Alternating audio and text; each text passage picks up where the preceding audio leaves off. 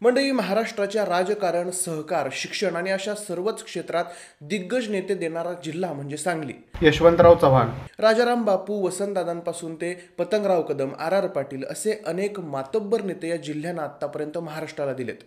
आता याच नेत्यांची पुढची फळी महाराष्ट्राच्या राजकारणात आपलं नाव करते. त्यातलंच एक उभरतं नाव म्हणजे राष्ट्रवादी काँग्रेसच्या दिवंगत आर पाटील यांचे सुपुत्र रोहित पाटील. यंदा ते तासगाव कवठे महांकाळ विधानसभा मतदारसंघातून निवडणूक लढणार असल्याचं जवळपास निश्चित मानलं जातंय. आबांची पुण्याई आणि स्वतःचा असणारा तगडा जनसंपर्क या जीवावर त्यांना ही निवडणूक सोपी जाईल असं बोललं जात होतं. पण आता त्यांच्या विरोधात माजी खासदार संजय काका पाटील यांनी शड्डू ठोकलाय. तब्बल 20 वर्षांनंतर काका गट आणि आबा गट एकमेकांसमोर थेट आलाय. त्यामुळे आता तासगाव विधानसभेत काटेकी टक्कर होणार असं बोललं जाते. पण या मतदारसंघात विद्यमान आमदार राष्ट्रवादी काँग्रेस पक्षाचा असल्यामुळं अजित पवार गटाचे डॉक्टर प्रताप पाटील यांचं सुद्धा नाव इथून चर्चेत आहे. मग रोहित पाटील यांच्या विरोधात महायुतीकडून मैदानात कोण असेल? काका गटाला उमेदवारी मिळाल्यास अजितराव घोरपडे यांची मतदारसंघातील भूमिका काय असणार? आणि काका गटाला जर उमेदवारी मिळाली तर मग काका गट की आबा गट? तासगाव कवठे महांकाळ विधानसभा मतदारसंघ कुणाच्या हातात जाईल? याच प्रश्नांची सविस्तर उत्तरं शोधूयात आजच्या व्हिडिओच्या माध्यमातून. नमस्कार मंडळी, मी आशुतोष आणि तुम्ही पाहताय .com अर्थात कॅरी ऑन मराठी. मंडळी, 2009 मध्ये मतदारसंघ पुनर्रचना झाली आणि तासगाव कवठे महांकाळ विधानसभा मतदारसंघ निर्माण झाला. 2009 आणि 2014च्या विधानसभा निवडणुकीत इथून राष्ट्रवादी काँग्रेसच्या आर आबांनी विजय मिळवला. 2009 मध्ये त्यांनी शिवसेनेच्या दिनकर पाटील तर 2014 मध्ये भाजपाकडून लढणाऱ्या अजितराव घोरपडे यांना पराभूत केलं होतं. मात्र पुढे 2015 मध्ये आबांचं आकस्मिक निधन झालं. मग त्यांच्या पत्नी सुमनताई पाटील यांनी पोटनिवडणूक जिंकून आबांचा हा गड कायम राखला. पुढे 2019 मध्ये सुद्धा त्यांनी शिवसेनेकडून निवडणूक लढवणाऱ्या अजितराव घोरपडे यांचा पराभव केला. सुरुवातीला निवडणूक जड जाईल असं वाटत असतानाच रोहित पवारांनी निवडणुकीत सक्रियपणे केलेला प्रचार, कायम ठेवलेला जनसंपर्क आणि आबांनी आत्तापर्यंत कमावलेली पुण्याई या साऱ्या गोष्टी जुळून आल्या आणि सुमनताई पाटील यांनी पुन्हा एकदा मतदारसंघावर आबा गटाचंच वर्चस्व सिद्ध केलं. आता राष्ट्रवादी काँग्रेस पक्ष फुटलाय, पण सुमनताई आणि रोहित पाटील हे शरद पवारांच्या सोबत कायम आहेत. नुकतीच रोहित पाटील यांनी वयाची 25 वर्ष पूर्ण केल्यामुळं आता विधानसभा निवडणूक लढवण्याची पात्रता सुद्धा त्यांनी पूर्ण केली.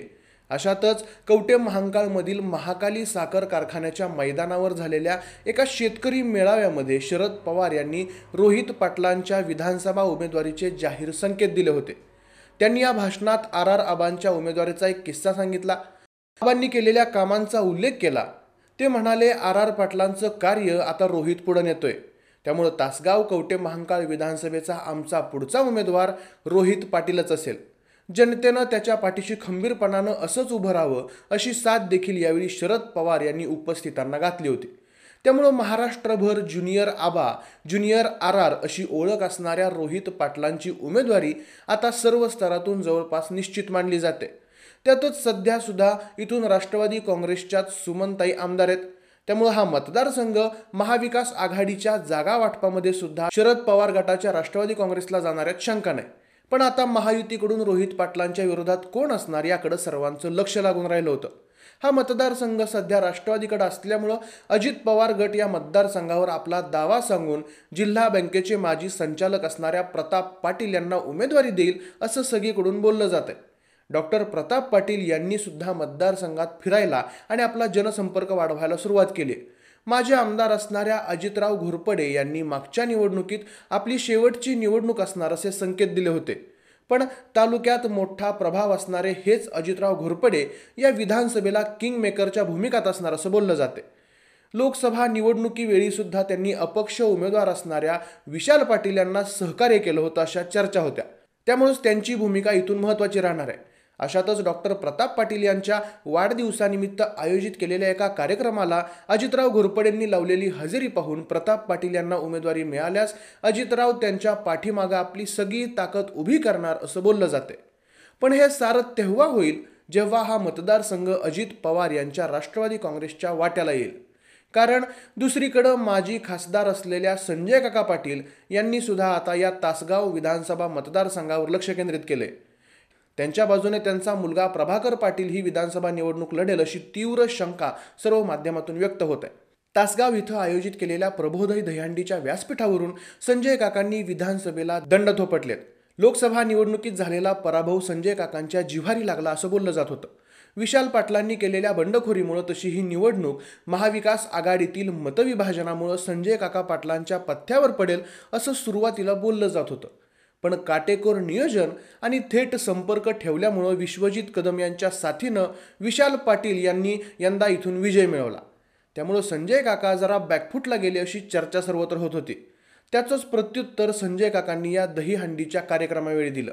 ते म्हणाले, पराभवाने खचून जाणारा संजय पाटील नाहीये.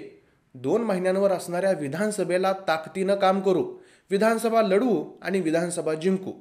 शिकार करायची असेल तर 2 पावलं मागं जावं लागतं. या भाषणात त्यांनी आर पाटील यांच्या कुटुंबावर सुद्धा टीका केली होती. सोबतच त्यांनी आपण या मतदारसंघात हजारो कोटींची कामं केल्याचा उल्लेख केला. या साऱ्या कामात जनतेचे आशीर्वाद आपल्यासोबत होते, त्यामुळेच हे शक्य झालं असं सुद्धा त्यांनी यावेळी सांगितलं. आणि हे बोलतानाच आता 2 महिने ताकदीनं काम करूया, तालुक्यात विकासाचं पर्व पुन्हा नव्या पिढीच्या हातात देऊया, गतिमान विकास करूया, प्रभाकर पाटील तुमच्यासाठी सतत काम करत आहेत असं बोलत त्यांनी एक प्रकारे प्रभाकर पाटील हेच आपल्याकडून उमेदवार असतील असे संकेत दिलेत. मग असं झालं तर 20 वर्षांनी पुन्हा एकदा आबा गट विरुद्ध काका गट अशी लढत तासगाव कवठे महांकाळ विधानसभा मतदारसंघामध्ये पाहायला मिळणार असं बोललं जाते. मग आता हा मतदारसंघ महायुतीच्या जागा वाटपात अजित पवार गट की भाजपा कोणाकडे जातो यावर पुढची सगळी गणितं स्पष्ट होतील. एका गटाकडे मतदारसंघ गेला तर दुसऱ्या गटाकडून बंडखोरी होऊ न देणं हे इथं सगळ्यात मोठं आव्हान असणार आहे. पण यंदा तासगाव कवठे महांकाळ विधानसभेची निवडणूक जोरदार होणार यात काही शंका नाही. बाकी मंडळी, हा मतदारसंघ महायुतीमध्ये कोणाच्या वाट्याला जाईल? अजित पवारांच्या वाट्याला गेला तर अजित घोरपडेंच्या साथीनं डॉक्टर प्रताप पाटील इथून तगडी फाईट देतील का? ज्युनियर आबा म्हणून ओळख असणारे रोहित पाटील आपला जनसंपर्क आणि आबांनी मिळवलेल्या पुण्याईच्या जोरावर ही निवडणूक जिंकतील का? की मग संजय काका पाटील आपली पूर्ण ताकद पणाला लावून आपले पुत्र प्रभाकर पाटील यांच्या विजयासाठी जोर लावतील? काय असेल तासगाव कवठे महांकाळच्या विधानसभेचं येतं गणित याबद्दलची तुमची मतं आम्हाला कमेंट्स करून नक्की कळवा. आपला आजचा व्हिडिओ आवडला असेल तर व्हिडिओला लाईक करा, शेअर करा आणि असेच नवनवीन राजकीय अपडेट्स पाहण्यासाठी आपल्या कॅरी ऑन मराठी या यूट्यूब चॅनलला सबस्क्राईब करायला विसरू नका. धन्यवाद.